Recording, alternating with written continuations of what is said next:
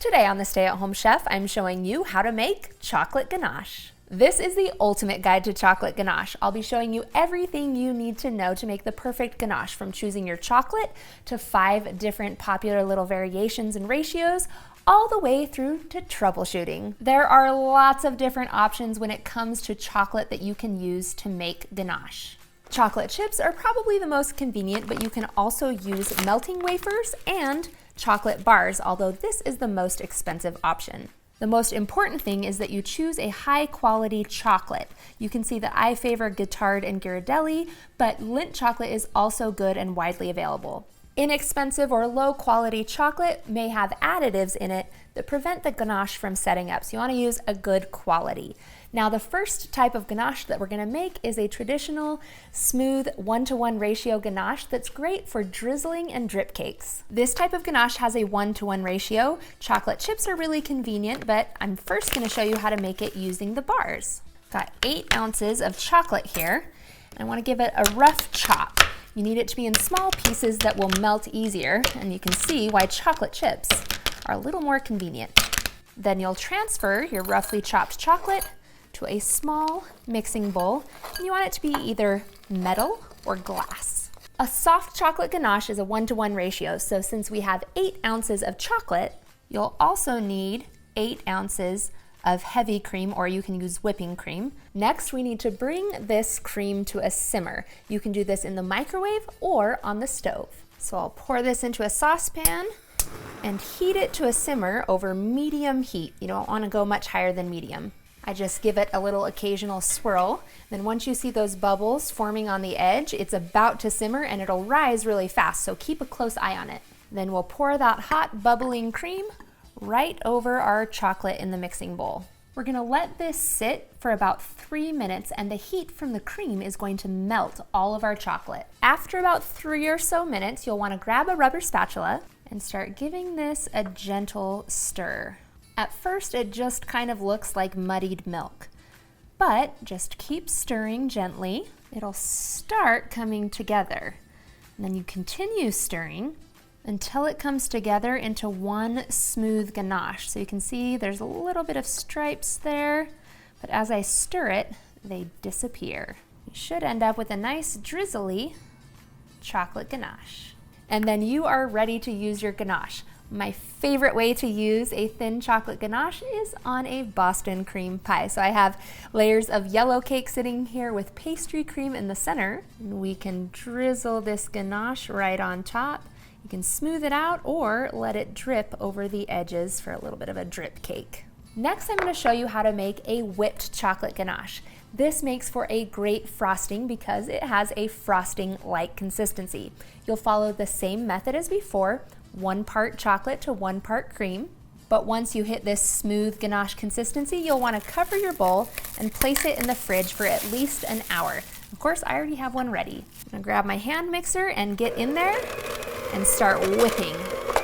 As you mix it, you're beating air into that heavy cream, just like a whipped cream, but this will actually be much thicker because of the chocolate. And just continue mixing for about 3 to 5 minutes until you reach the desired consistency. Then I transfer mine to a piping bag because I am going to pipe this onto some cupcakes. And just look at how beautiful this ends up on a cupcake. Next, we're going to use our semi-sweet chocolate chips to make a firm ganache, which is good if you want to make truffles or if you want to use it as a spreadable frosting. This ganache is a 2-to-1 ratio, so for 8 ounces of whipping cream, we'll need 16 ounces of semi-sweet chocolate chips. And if you don't own a scale, it's always written on the bag. It's either 11.5 or 12 ounces for a standard size bag of chocolate chips. Pour in our 8 ounces of simmering cream and let it sit. With this 2-to-1 ratio, you end up with a lot more chocolate, which makes it firm and thick. And it'll thicken up even more as it cools. I'm not even done stirring, and you can already see that this one is much thicker. Depending on what you're using it for, you may want to use it right away or let it sit at room temperature until it thickens even more. Look at how easily this spreads on a cupcake. For these first 3 ganaches, you may have noticed that I used semi-sweet chocolate. You could also use dark chocolate.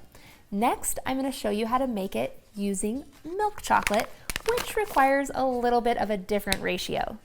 Milk chocolate has some added fat and oil in it.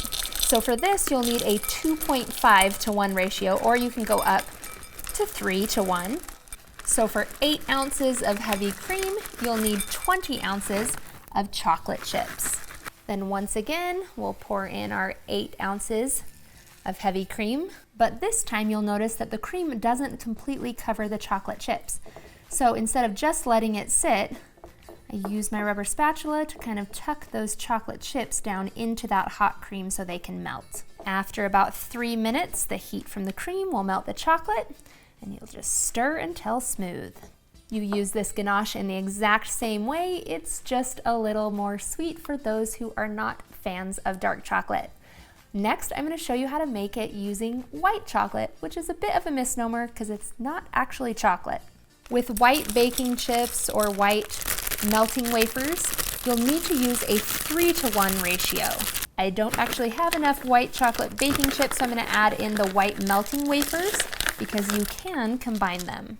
A 3 to 1 ratio would be 24 ounces of white chocolate to every 8 ounces of heavy cream. Then we'll just pour in our 8 ounces of simmering heavy cream. Just like with the milk chocolate chips, you'll need to use your rubber spatula to tuck those melting wafers and chocolate chips down into the cream so that they have a chance to melt from the heat. After about 3 minutes, you'll just want to start stirring this until it's smooth. Just like our other ganaches, you can whip, drizzle, or spread. Now that I've shown you how to make the 5 most common ganaches, it's time for some troubleshooting. A common problem for ganaches is that they end up grainy or lumpy. But that's actually really easy to fix. All you need to do is head to the stove and set up a double boiler. It's really simple. All you need is a saucepan with a little bit of boiling water in it. The steam can then heat up the bowl. And you want to choose them so that your bowl can sit right on top. And now you know why I told you to use a glass or metal mixing bowl, because these are heat safe in case you run into trouble.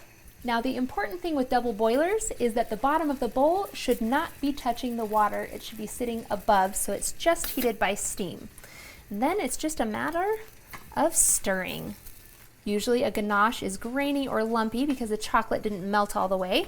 So this is just a matter of adding a little more heat to get that mixed in. And you can see that the heat smoothed this right out. All right, then there's really only 2 other trouble spots that you might run into when it comes to ganache. If you're stirring your ganache and you find that it's too thick for your needs, all you have to do is heat a little bit more heavy cream, and then you can stir that in about a tablespoon at a time. Just make sure that the cream is hot and the ganache. You can always rewarm on the double boiler if you let it sit too long. Then if you have the opposite problem and you feel like your ganache is too thin, that's also an easy fix. All you have to do is, while it's still warm, add in a little bit more chocolate. And of course, once again, you can always use the double boiler if you have trouble getting it to melt. Now that I have all of these bowls of chocolate ganache on my counter, I think we're ready to eat.